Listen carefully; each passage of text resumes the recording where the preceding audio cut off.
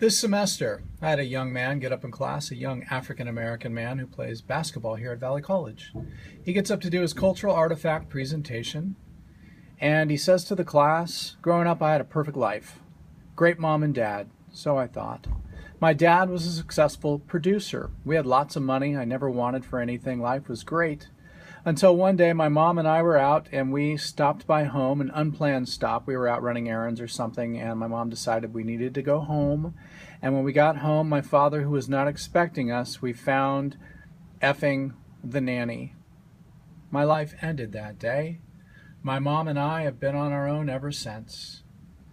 On this basketball are the names of the people in my life that mean something to me, and I've written them on the thing that means most to me.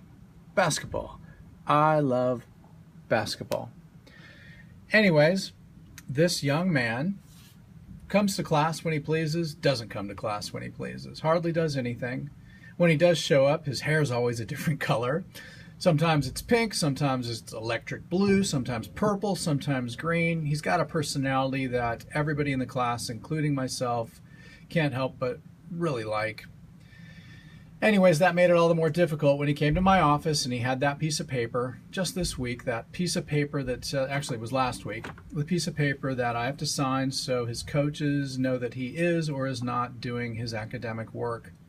I looked at him and I said, man, this is awkward. I like you, but you're failing, dude. You're totally failing my class. He said, I know, professor. Just write down what you got to write down. And I said, you know what? You didn't even take the midterm. And he gave me some excuse, and I thought, you know what? I'm going to give him a break. You know what? You can make up the midterm right now if you want. He said, really? I said, yeah, and I handed it to him. He couldn't fill it out.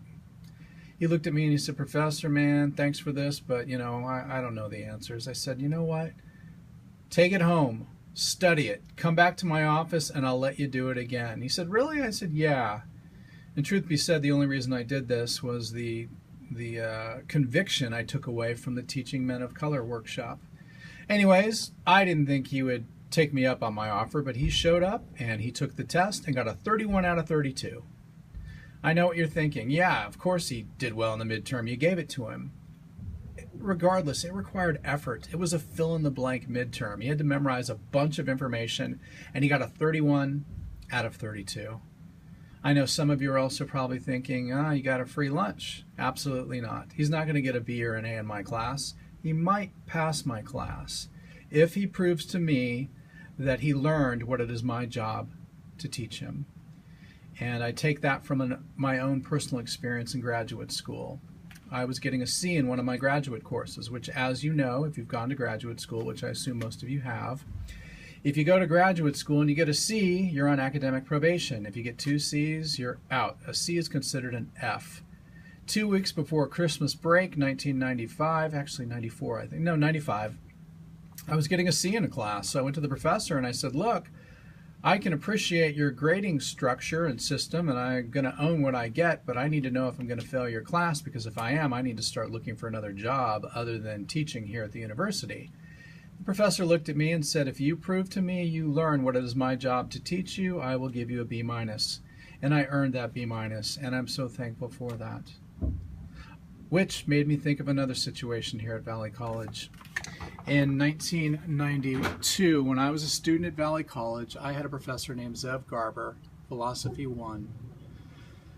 Inside here is a paper I completely and totally plagiarized. Dr. Garber pulled me aside after class and said, look, this is not your work. I can either report you and make your life hell and ruin your college career, or you can throw this away and write the paper yourself. I jumped at that opportunity and ended up getting a B with the paper that I wrote for Professor Zev Garber. Anyways, I think a big part of our mentoring is just communicating with these students on deeper levels and committing to try and do whatever we can to help them, even if it means giving them a break. And again, I'm not about free lunches, but I think occasionally a break is something that can be justified. This particular student, after I handed him back his midterm, which was a 31 out of 32, I said, dude, you can be a student if you want. And he looked at me, he said, yeah, I can. And I said, well, you know what? Truth be said, and I think this is the mentor in me, being brutally honest, you're not going to be a professional basketball player. Maybe, but probably not. You need a backup plan. You need to come to class and do your work. He looked at me and smiled and he said, I will. I will do my work.